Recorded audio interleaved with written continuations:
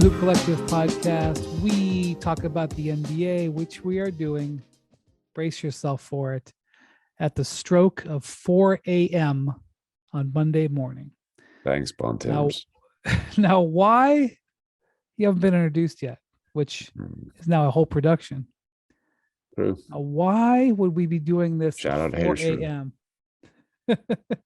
4 a.m. That's right. We are recording this at 4 a.m. Did a game just end? No, it did not. Nope. Tim Bontemps has been in Boston for less than an hour. That's why. Yeah. I landed in Boston at midnight. Tim Bontemps, first off, hello. You were at the Knicks Heat game like literally yesterday. Yep. And you didn't get to Boston until 3 a.m. And so here we are. Here we are. I the one time I tried to follow my wife Kay Bond's wishes and get a good night's sleep. What do? I'm podding at 4 a.m. and I'm going to sleep for like 2 hours. So there you go. Should have just done what I normally do and not get any sleep, and would have been better off. As would have been driving from New York. Also been better off doing that. So we were trying to decide whether we were going to do this tonight or not, or, this morning. And we text MacMahon and he goes, I'm fine in the Mountain West. So joining us from Denver, where he's covering the Suns and Nuggets series, it's Ben MacMahon. Howdy, partners. MacMahon is struggling. We should be struggling. It's 4 a.m. It's only 2 a.m. where he is. All right. So yesterday, Steph Curry had an iconic game. There's been a story that's gone on after the game. Draymond Green talked about it on his podcast. I think some other people wrote about it, about this speech that Steph made on Saturday morning. They lost Friday night in Game 6. And then before they traveled up to Sacramento, they'd had this film session. Steph made this speech. Draymond told the story on his podcast, about he doesn't speak to the group much. And he's basically like, it was a rah-rah speech. If you're going to get on this bus, you better contribute to winning, et cetera, et cetera. I'm sure it's cool. It would be, if I got that story, I would have written the hell out of it and all that stuff. But what happened in this game was Steph was like, I'm not relying on any of you guys. I'm taking it myself. Actions over words, right? Well, actions were 38 shots in 38 minutes, 50 points. And the Kings were broken by Steph Curry in that game. And other things happened that were very positive. They got contributions up and down. They hit 15 threes, which is always a good sign. Clay went 4-19, and Wiggins went 5-16. So maybe Curry should have shot even more. But basically, Steph Curry was like, I ain't losing this one, and I'm going to have my hands on the wheel. And if you want to come with me, come with me. Kevon Looney. I was going to say, every time Steph missed, Looney grabbed the rebound and gave it back to him. Right. He had 10 offensive rebounds and 11 defensive rebounds, 21 altogether. So Bontemps was, I don't know how much you got to see of this because I watched the whole game. You had plenty of time while you were waiting for your flight. I sure did. But I watched it in real time. I got to see the last 3 quarters. I did stop by a Suns practice, but I got to see the last 3 quarters of this. And Klay Thompson has to be the first guy in NBA history to go 4 of 19 and be a plus 30. But certainly in a game 7. Yeah, just a legendary performance by Steph, and we were kind of laughing about it in the group text, like, hey, Steph just became a legend last year. He got a finals MVP, so people could at long last acknowledge that this guy's one of the best to ever play the game. And, historically awesome player, had a historically awesome performance in a game 7. Shame that De'Aaron Fox ended with a dud. But the way Steph came out, it didn't matter. The Kings were not going to beat the Warriors with Steph playing like he did today. Well, and the Warriors won that game because they controlled it from start to finish, and Steph controlled it from start to finish. You know how many fast break points there were total in this game? I bet you'll tell us. 2. The game ground to a halt. The Warriors made it into a possession by possession game.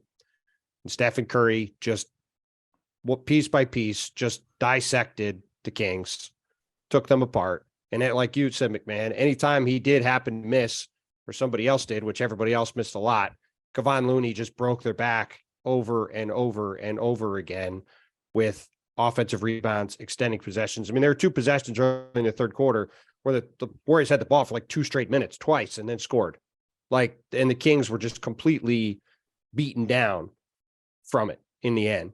But look, it, like MacMahon said, at the end of the day, there's been all this talk about, are the Warriors going to be done after this? What's going to happen with them?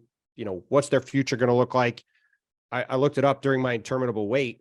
The Warriors have won more playoff games than all but 2 teams have played over the time that they have gone on this run over the past 11 years. The Celtics and Heat have played like 105 and 110. The Warriors have 114, or they've played 114, 110.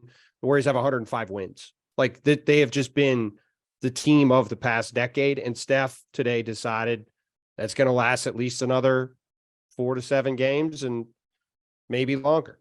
And by the way, we can probably stop talking about the road record this year. Yeah.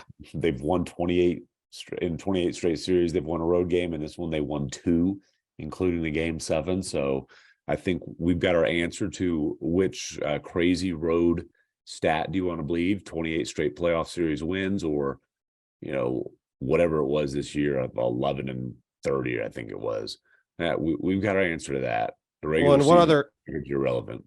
And one other real quick stat from Stats Williams from his notes from this game. Warriors had 7 turnovers. Always the sign of when the Warriors are locked in is when they're not throwing the ball around. First time this entire season they've had under 10. So they clearly showed up today, focused in a way they weren't on Friday. And as a result, they get to play Lakers on Tuesday. And that's a good way to keep the Kings from running. Yes, exactly. Yes. ESPN Stats and Info said Steph is the second player at age 35 or older to score 200 points in a playoff series.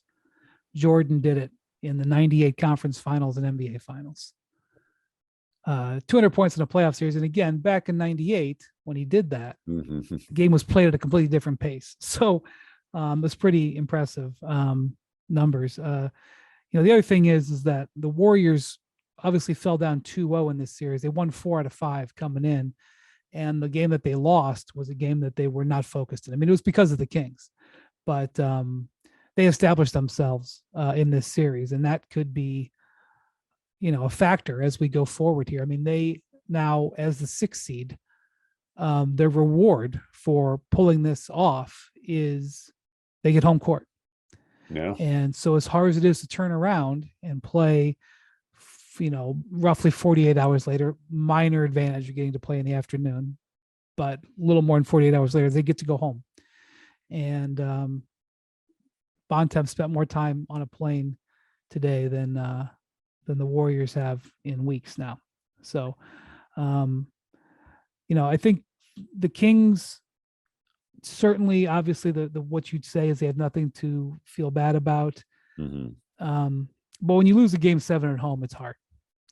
And, you don't blame it because, Steph played great, but they didn't play their best game. They only shot 38%.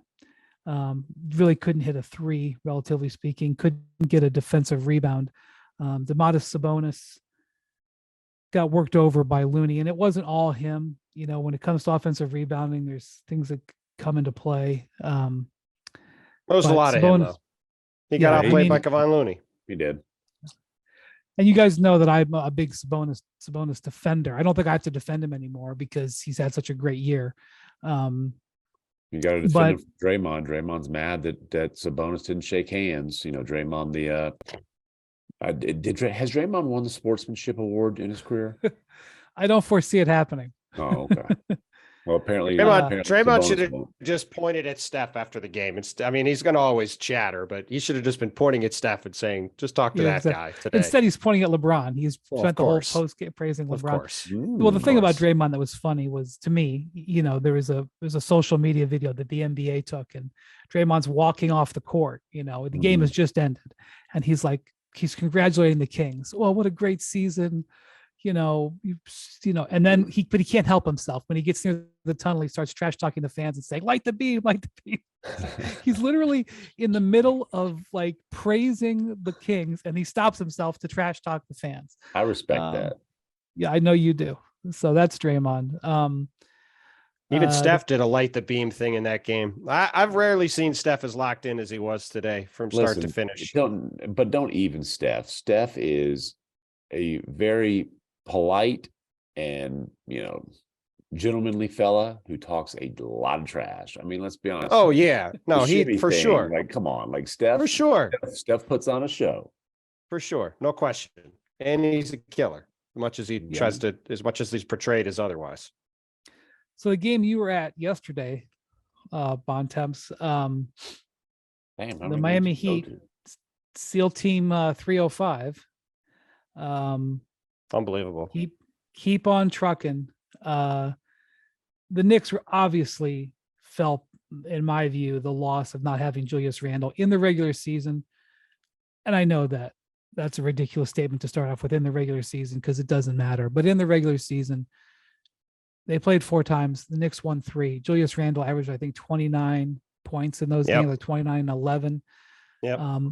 I don't know how you thought he looked. I watched some video of him working out before the game. He looks better than he did than the other night in Cleveland when he couldn't basically walk. But he was not close to playing, and that was a factor. And then, of course, the Heat are the Heat, and we'll get into Jimmy's injury in a second. But what did you think about that performance? I mean, I think a lot of it, frankly, just comes down to the fact that the Knicks could not hit a wide open 3. They went 7 for 34 from 3. Most of them were very wide open. Jalen Brunson, in particular, went 0 for 7, was very critical of himself after the game for that. If the Knicks just hit 35% of their threes instead of 20, they win the game. I think they'll win game 2 because we basically always see the home team come back and win game 2 in these series. But my takeaway was, for all that has happened with Kyle Lowry in Miami and all the criticism that's been thrown at him, in game 6 last year in Boston, it was Jimmy Butler and Kyle Lowry who won that game for the Heat. And Kyle made a bunch of big plays against Milwaukee. And when Jimmy Butler was standing there in the corner, miming catching and shooting the ball because he couldn't move, which, by the way, the Knicks just doing nothing with Jimmy Butler over the final 5 minutes was insane. The Knicks just completely fell apart in the final 5 minutes. But part of the reason they did was Kyle Lowry on the other side, the guy who's had a pretty dramatic reversal of fortune in these kind of moments over the past 8 or 10 years. You go back to where he was in Toronto at the beginning to where he's seen now in these playoff moments. He stepped up and just made a bunch of huge plays. Somehow had 4 blocks in this game. I don't know how he did that. I don't remember that. But just made a bunch of shots late, made a bunch of big plays, took over while Jimmy couldn't do anything, and carried these guys to a win. And like you said, I mean, it was striking being at the 2 Cavs-Knicks games. And it's obviously not fair to compare the Cavs and the Heat because the Cavs have literally never been there and the Heat have only ever been there basically. But it was pretty striking to see just how unfazed Miami was by being at the Garden and playing there with the place going crazy compared to what it was like in games 3 and 4 of the last series when the Cavs were just shook basically from start to finish in both games. And now we wait to see what's up with Jimmy's ankle. Yeah. The other thing that just strategically, the Heat were able to but were able to play the offensive boards relatively even. The Cavs got destroyed on the offensive boards. The Heat are not a big team by nature. Kevin Love had some big rebounds where he threw the full court outlet passes, which basically is a counter attack, to like sort of a soccer term, a counter attack, to crashing the boards. What basically they're saying is, okay, if you're going to crash the boards offensively, just know that if Kevin Love gets it, he's going to throw touchdown passes. And he got 3. I think he got 3 of them today, Bontemps. So that's he got about this close to a 4th one. Okay. So that's an interesting it's especially interesting if you're a Cavs fan. I was going to say, and it's you too bad look the at Cavs couldn't have a guy like Kevin Love on that roster. that is just it is a complicated. It's not a simple discussion, and we're not going to have it right now. But it is a bad look. That's uncomplicated. But basically, at least game one countermeasure was to use a player that the Cavs jettisoned. And by the way, he made $1 million on the deal to go to the Miami Heat. That was amazing too. So Jimmy played 43 minutes in this game, which just illustrates how important he is to them. He had a good game. He didn't have 45 like he did the other, whatever he did, 48 in that game, game 6. Yeah, I think so. Something like that. He had 25-11 with 4 assists. But obviously he sprained his right ankle late in regulation. And he, after the game, was pretty like, I don't know. He's like, I think it was a fair answer. He's like, I don't know how I'm going to feel in 2 days. Yeah. And that is, even if he does, last year he could barely run on his knee. With the 3-day gap in the series, you wonder if they sort of say, we won a game in New York. If we can hit a bunch of threes and maybe steal another one, great. But let's give this guy basically a week off and go into game 3. I'll be curious to see what they do. Because, he did essentially nothing the final 5 minutes of the game. Like I said, it was malpractice. The Knicks didn't attack him more down the stretch. They had one switch and it was not good. Well, the thing about it is that Brunson had the ball in his hands. And so Brunson wanted to go to work. He didn't want to pass the ball to whoever Jimmy was guarding. Well, then bring Jimmy into the screen. Well, yeah, that they didn't. It was a mess on every front. RJ Barrett had a great start, and then he fell apart. And frankly, Obi Toppin probably should have played down the stretch of this game. He played really well. Look, at the end of the day, if the Knicks go again, they hit 35% of their threes, they win the game. I suspect they're going to hit some more threes and win game 2, and then we'll see what happens in Miami. And that's where the series will be decided. It's about ankle injuries, really. How was Julius Randle's ankle and how was Jimmy Butler's ankle for game 2? Certainly would have been good to have Julius out there to take advantage of Miami's, lack of size. Certainly it's going to look different for him if he can get out there than it was going up against Evan Mobley and Jared Allen. That's for sure. Absolutely. Okay, so Bontemps and I are here in Boston Monday. 76ers Celtics have game 1. Embiid is listed as doubtful. Sprained ligament in his knee. The hope obviously was that the Celtics losing game 5 to the Hawks here in Boston. By the way, rough night in Boston here tonight with the Bruins losing. Had one of the great seasons in NHL history, regular seasons, and got ousted in the first round. Man, now we're talking hockey on this pod. Well, I'm just going to say, when I arrived at the game, when I arrived at the hotel, which is very close to the arena, some Bruins fans trash talked me, and I just forgave them. What do they say? I'm not going to go into it, but I forgave them because I knew how tough of a night it was here in Boston. You should have told them not to take out their frustrations on you in a very pleasant manner. I'm sure that's what you would have done. Well, it's a similar night in Denver where the Avalanche also the defending Cup champions are out in the first round. Let's get into the hockey talk here. I'm gonna go outside and trash talk some Avalanche fans just for fun. You would trash talk the wall, so sure. I couldn't name one player in either team. So Bontemps, Celtics were 3-1 against the Sixers during the regular season. It's not the greatest matchup for Philly. They had a huge rest advantage here on them, but if they don't have Embiid, and I think we'll see how he feels tomorrow, but they obviously have to play for the long haul here. At least in this series.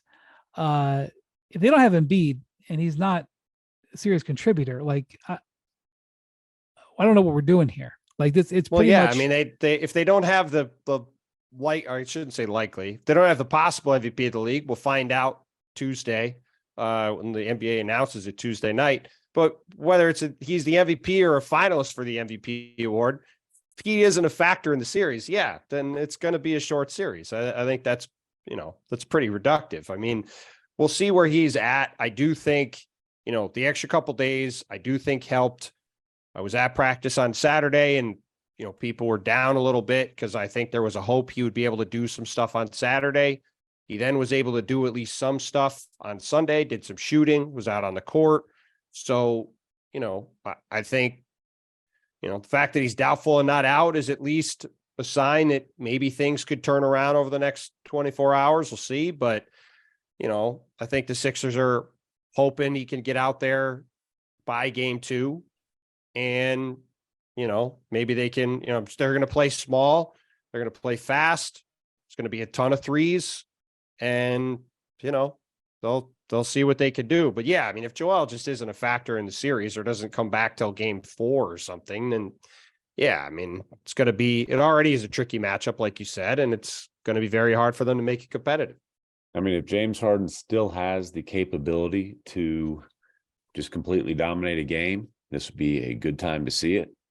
I got a story coming out. Yeah, I got a story coming out about James Harden on Monday. That's all about, he said after game 4, he came into this year with the mindset to sacrifice money so they could get PJ Tucker and Daniel House, sacrificed shots. He's got the lowest points, field goal attempts, free throw attempts, 3-point attempts of his career since he got to Houston. Like this was all about trying to win. Well, now if he can ramp it back up, they're going to need it because whether Joel is back or not, they're going to need James to play better than he did against Brooklyn when he shot 9 for 34 on twos and outside of game 3 was 4 for 26. Hey, that just ain't going to cut it. Game 1's going to be like a night in Vegas, all the shots he wants. Well, Tyrese Maxey's been awfully bad against Boston too, so he's got to be a lot better too in this series. MacMahon is still letting him fly at 2:30 a.m. East Mountain. That's what he does. That's what he does. Our guy's always ready. The issue with the way Harden looked in the first round, even though that series with Brooklyn was largely anticlimactic, was that he couldn't get to the line and he couldn't get a shot in the paint. So basically what you're left with is Harden having a good 3-point night or not? Because he can distribute, but he's not as effective as a distributor when Embiid is not there. So it's very possible that, let's say Embiid doesn't play and James hits 6 threes. Yeah, like that could be a difference-making performance. But it's the combination of Embiid potentially being slowed and Harden just hasn't been the same player since the Achilles thing popped up. Well, really hadn't been the same since he had the hamstring in the playoffs a couple of years ago. I'm looking at his 2-point percentage. Last year, 47.6. This year, 49.5. And you look at like when Harden was cooking, like it was in the mid 50s a lot of those years. 53, 53, 53, 56, 55, 56, 55. He just does not have that same burst. And so that's why he's not able to get in the paint. He's never been a mid-range guy. He's been like the perfect Daryl Morey shot clock or shot chart guy. Never been a mid-range guy. It's always about being able to get to the paint and finish or get fouled, and he just can't get there like he used to. Now, he can still, as you said, get hot from 3. He's still one of these, best guys in terms of running the offense, one of the best passers in the league, all that kind of stuff. But I think they need him to have a 35, 40-point game, and I just don't know that he has that in him, especially against that defense. Yeah, I mean, they probably need him and Maxey to combine to score 60 if Joel isn't playing to have a chance to win. Like, they both have to be awesome. And Tyrese has been terrible against Boston. Derek White, Marcus Smart have given him a lot of problems. And, and Harden's lack of burst, against Brooklyn's a sort of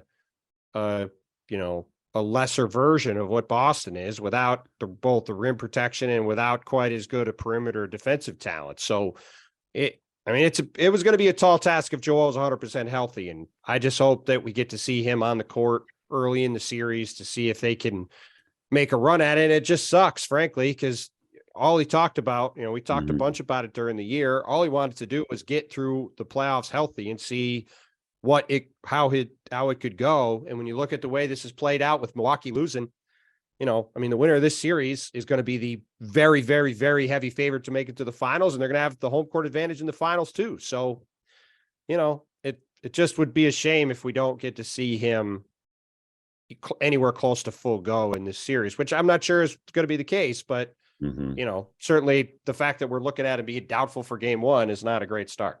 So real quick, you mentioned that the NBA announced the MVP will be announced on Tuesday. This was a real curveball because as the Bontemps poll projected, Embiid had the lead at the end. He obviously had a good finish at the season. And again, I trust the Bontemps poll. The BS poll. But it's unusual for a player to be announced as the MVP when he's not at home. And Tuesday is an off day in Boston. The Philadelphia 76ers will be in Boston. And the next day, it'd be one thing if he was announced on an off day and the next day there's a home game. The next day is game 2. And so that has caused a hesitation. So, okay. But if that's your theory, then Jokic, not my theory. Yes, it is. Then Jokic won't be at home either. They'll be heading to, I agree, practicing. Is this going to be a Giannis Dirk MVP? Is that what you're getting at? No, I'm not getting at that. I think I trust. Here's the deal. TNT announces all the awards. They have games on Monday, Tuesday, and Wednesday. So the only day they could realistically announce it and have it be up in the air who could win it is Tuesday, because they're not going to have Joel take the award and then walk out and play on Wednesday or not play either way. They couldn't do that in Monday's game either way. Well, he'll get the award Friday in Philly if he wins it. Adam Silver, I'm just saying they do these. They've done all of these pressers set up in a way where it hasn't been announced half an hour before the guy plays in the game or 2 hours before a guy plays in the game. That's right. So they had to do it with Jokic and Embiid both playing Monday, with them both playing Monday. They had to do it Tuesday, one or the other, because we have games from Thursday through the end of the week. So Tuesday was the only day to announce it. I'm not saying that means Joel's going to win or not. It was very close. I could see it going a bunch of ways. If I had to guess, I would say Joel wins. But no, I think it's close enough that Jokic or Giannis, or especially Jokic, could win. But I don't think that the fact that it's Tuesday is some sort of secret tell of how it's going to go. Right. But people are wondering about it. People are wondering about it. Yes. You have just given a reasonable explanation as to why that is. So we'll see. We'll see what happens. Yeah. It didn't used to be this way. It used to be that they would announce it sort of in the middle of the day, but then TNT had the award show and nobody liked the idea of waiting until late June to hear all these awards. So they brought back the awards being rolled out over the first 2 rounds. The real drama, though, will be, I assume, later this week or early next week when the All-NBA team is announced. That will be the real drama. It's some drama for the MVP, but the real drama will be for the All-NBA team and with a couple of players. We've talked about it a lot. Game 2, also Monday night for you, MacMahon. Nuggets with I think it's probably the most impressive the Nuggets have looked since the All-Star break. I can't testify to every single moment of every single game, but from start to finish against a team that had been 12-1 with Durant and Booker, and still actually shot the ball extremely well. Very impressive performance from the Nuggets, and reminded everybody about why they had the number 1 seed after 5 months of play. Yeah, and you certainly can't testify to the vast majority of the Nuggets' performances given your league pass issues, but That's I agree. Correct. I do agree with what you're saying. And Jamal Murray, dude, I understand why the bubble Murray thing annoys him, because that's a cute little nickname that indicates there was a little bit of a fluke factor in the bubble. Well, also indicates he's not healthy from the knees. Sort of like, well, you'll never be Bubble Murray again. I mean, that's but he is. But he is. Here's the thing, though. It was kind of a fluke.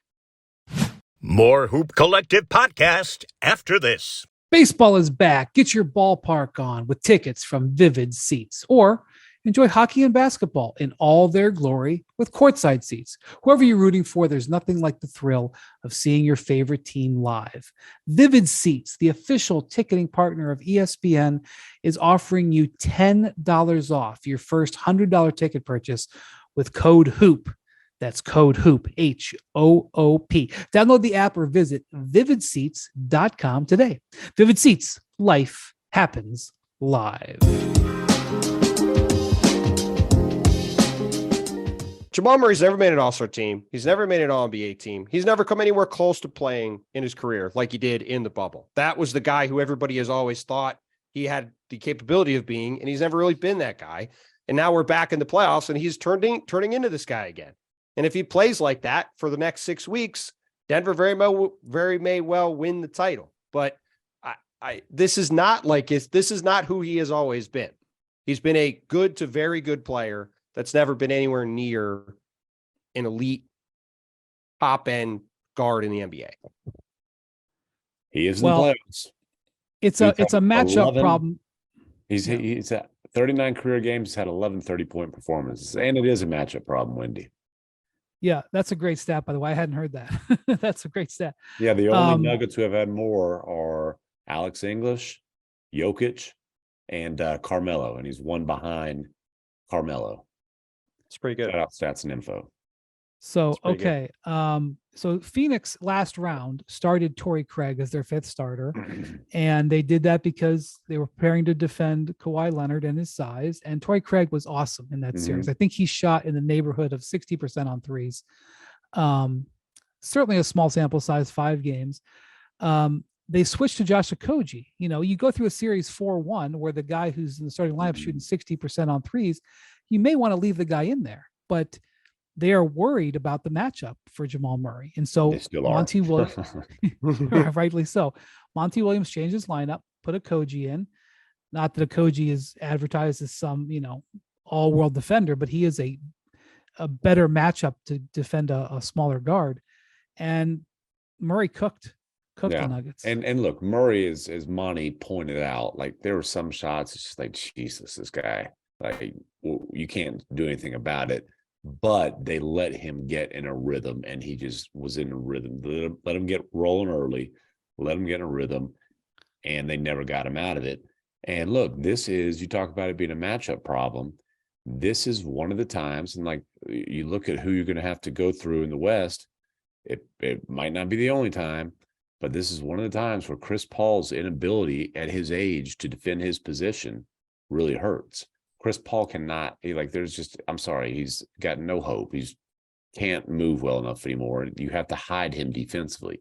You have to put him on the worst player on the other team, and the guy who stands in the corner. He can't, especially run off all the dribble handoffs with Jokic on. He has no hope. So you have to put, your fifth star, because you can't ask Devin Booker to run around all game, playing 44, 45 minutes. And then guarding Jamal Murray. Obviously, you can't ask KD to do it. So you have to have either Craig or Okogie do it. And neither of them are particularly well suited, I don't think. It'll be very interesting, though, Wendy, as you're kind of alluding to see if they go back to Torrey Craig. Yeah, so after the game in the locker room the other night, when they knew that the Nuggets had won the series and the Suns knew they were going to go to Denver, Chris was sort of lamenting to his teammates. He's like, boy, I'm going to be going through 1,000 ball screens in this series. And Monty was like, hold on there, sir. You may not, because he doesn't like the matchup, and rightly so. The other thing about this, the Suns have shot over 50% as a team in the games that Durant and Booker have played together. So they shoot 51% in this game and lose by 20. Well, they had a big time math problem in this game, as KD pointed out, as they all pointed out, but KD very summed it up very quickly. Field goals 101 to 84, 3-point attempts 37 to 23. Obviously they lost the possession game. They lost the turnover battle. They lost the rebounding battle. You can't take 14 fewer threes and 17 fewer shots from the floor and have a chance to win. In even in today's day and age, it's hard to get up 100 shots in a game. Because when you shoot and you get fouled, it doesn't count as a shot attempt. So Joker did have some Moses Malone. He had a couple Moses Malone possessions. You look at his stats, God, he was a beast on the board. It's like, yeah, it's kind of on 2 possessions, but still. Well, and listen, it's more the 3-point disparity, 37 to 23. And as much as the Suns have 3 of the best mid-range shooters of this generation, everybody on that team acknowledged we've got to get up more threes.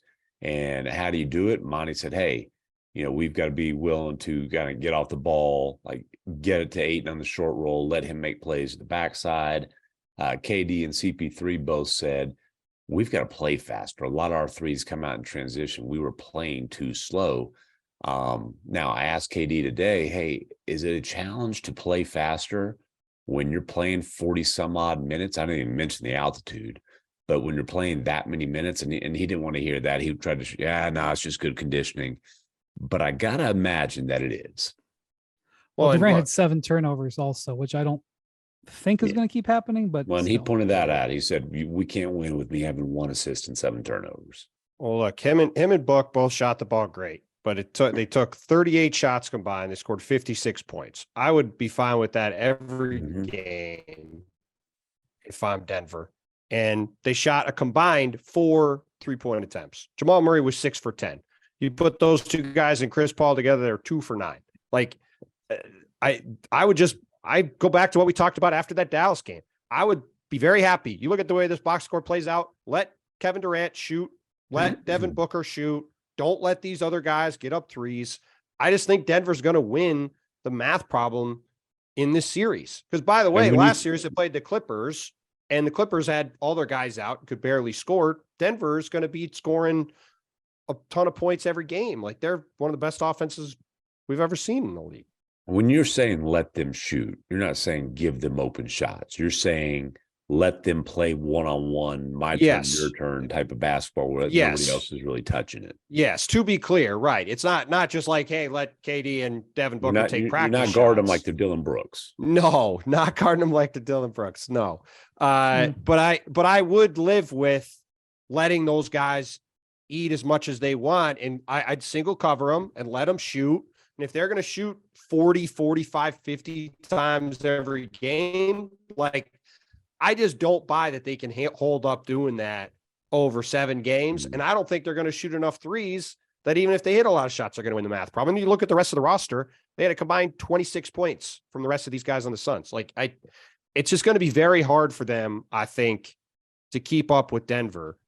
I'm talking about outside the core 4 guys, not including 8. I was like, the whole, like, we've talked about their 4 good players and then everybody else, and everybody else gave them basically nothing. And Wendy, this will shock you, but Monty called out Ayton for not playing with force today.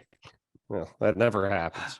Yeah, well, I mean, he was minus 21 in his minutes, and I thought I'm just saying I thought it was accurate, but it also is not surprising. And I said, well, how do you define force with him? And he said, is he running the floor? Is he rolling hard, after screens? And what's his crash rate offensively? Crashing the offensive glass. He said they like it to be like 60 to 70% of the time he's crashing the glass. On this one, it was way, way, way low of that. Well, even more important to me for that is his defense on Nikola Jokic. We've always seen him as a guy who has been good on Jokic in the past, and he was not very good on defense in game 1. Needs to be a lot better. That's the Ayton experience, as any Suns fan will tell you. All right, well, it's getting on until it's 5 a.m. here. Let's talk real quick about this Lakers, this potentially spectacular Lakers Warriors series. LeBron versus Steph. AD versus Looney. I guess Looney earns that spot with 21 rebounds. And Draymond. Lakers got a couple extra days to rest. It's huge, shorter flight. I would advise the Lakers to try to come out like the house is on fire in game one and try to get up on them, try to take advantage of the lingering after effects. Because one of the things we've seen about this Warriors team this year, and one of the things that Steph talked to them about, was their sort of shaky focus. And they did win in Golden State earlier this year. They had some, they won the season series against the Warriors. And so they need AD to be great. They need AD to dominate that matchup. They need him to put up high points and high rebounds. They need him to put up high minutes. And to me, even though this is LeBron and Steph can be focused, a lot of this is going to come down to AD's production, in my opinion, just, seeing it today. AD against the Grizzlies, that's one of the most dominant defensive series I've seen by an individual. I don't think he can have the same type of defensive impact against the Warriors. The reason I say that is because the Grizzlies are a team that relies so heavily on attacking the paint, where, the Warriors are obviously a different type of offensive team. But AD in that series, he had a couple of duds offensively, but defensively, I don't know if he could have played much better. No, he was a monster. And look, they need him to be their best player again in this series. I think you sum it up, Brian. There's going to be, all understandably, a lot of focus on Steph and LeBron. But if AD is the best player on the Lakers, that'll give them a puncher's chance of winning the series. I do think, because they played a Memphis team with their two bigs out, and with, as Tim said, all these guys that attack the rim, not a lot of shooting, not refusing to play Luke Kennard most of the time, and then he got hurt right when they decided to start playing him. It's a whole different animal going up against this Warriors team. I have no idea how they're going to guard Steph.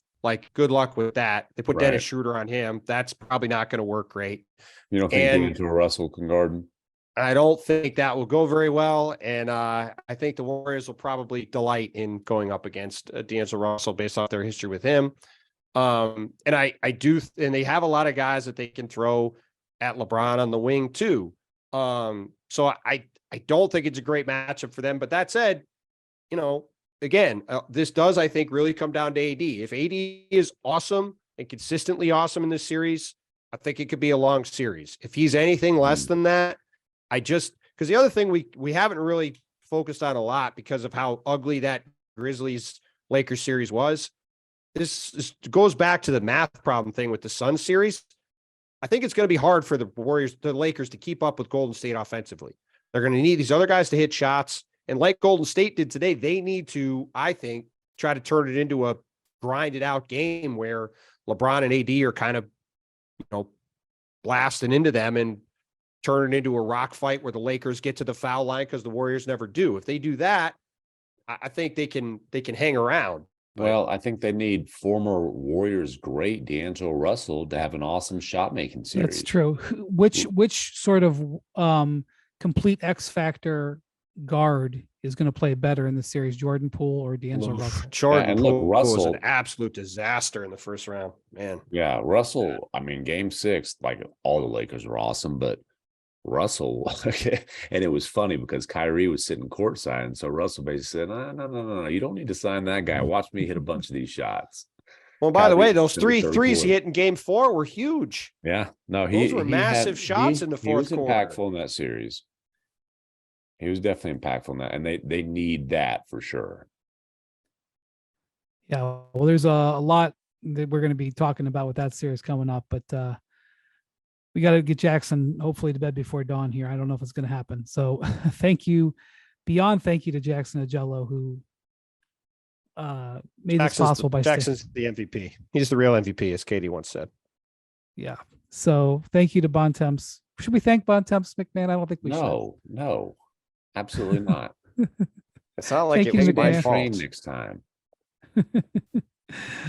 Thank you, Listen Hoop Collective podcast. We'll talk to you in a couple hours. Adios, amigos.